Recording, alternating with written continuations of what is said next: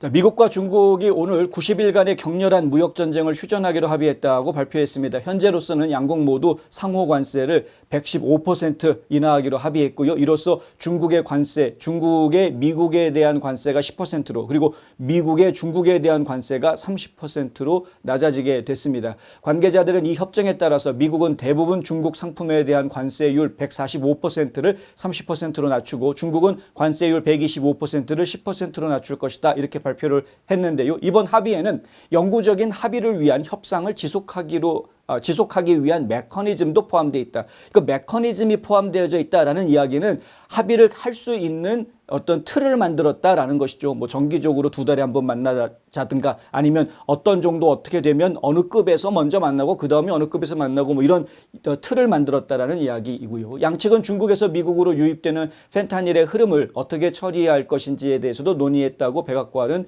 발표했습니다. 오늘 백악관에서 트럼프 대통령은 자동차, 철강, 알루미늄에 대한 25% 관세가 계속 유효하다고 확인했고요. 의약품에 대한 관세도 여전히 부과될 수 있다고 밝혔습니다. 트럼프 대통령은 기자들에게 관계가 좀 매우 좋다. 이번 주말쯤 시진핑 주석과 통화할 것이다. 내 생각에 이번 회담에서 가장 중요한 것은 중국이 문서를 공개해야 하지만 중국을 개방하기로 합의했다는 것이다. 이렇게 이야기를 합니다. 중국의 시장을 개방한다는 것, 이건 굉장히 이제 중요한 의미를 가지게 되는데요. 지금까지 중국은 생산 기지 역할만 하고 소비 시장 역할을 덜 해왔다. 국제사회에서. 그랬는데 이제 미국을 향해서 소비 시장을 열어줄 수 있게끔 틀을 만들었다라는 이야기입니다. 일각에서는 이번 합의가 결국은 시진핑한테 트럼프가 진 것 아니냐라고 해석하는 사람들도 있습니다.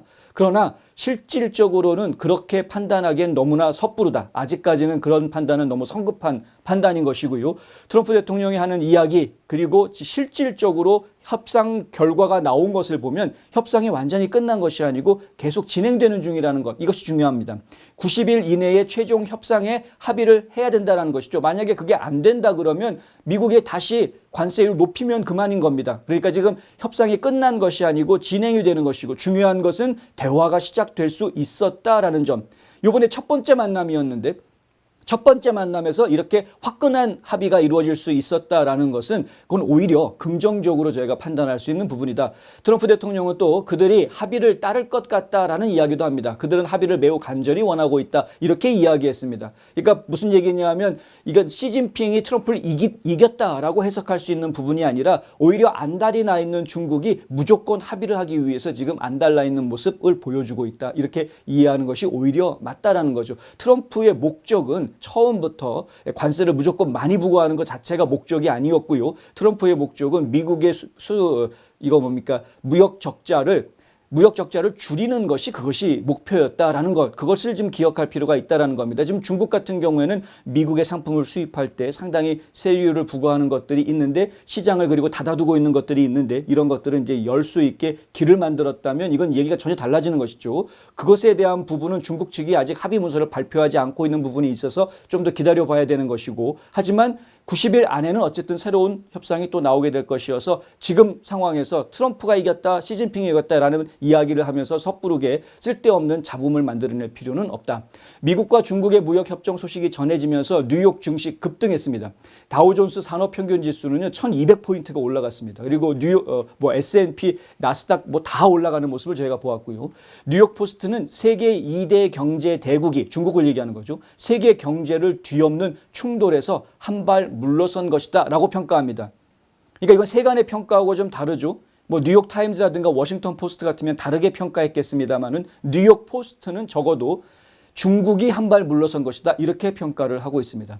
미국 재무부 장관 스콧 베센트 바로 이 인물이죠. 스위스에서 중국 관리들과의 회담 후에 이게 기자회견을 가졌는데요. 이번 주말 양측 대표단의 의견은 어느 쪽도 디커플링을 원하지 않는다는 것이다. 디커플링이라는 것은 서로가 분리되는 거죠. 중국하고 미국하고 관계 끊자 이건데 어느 누구도 이걸 원하지 않는다. 관계를 계속 지속하고 싶다는 겁니다.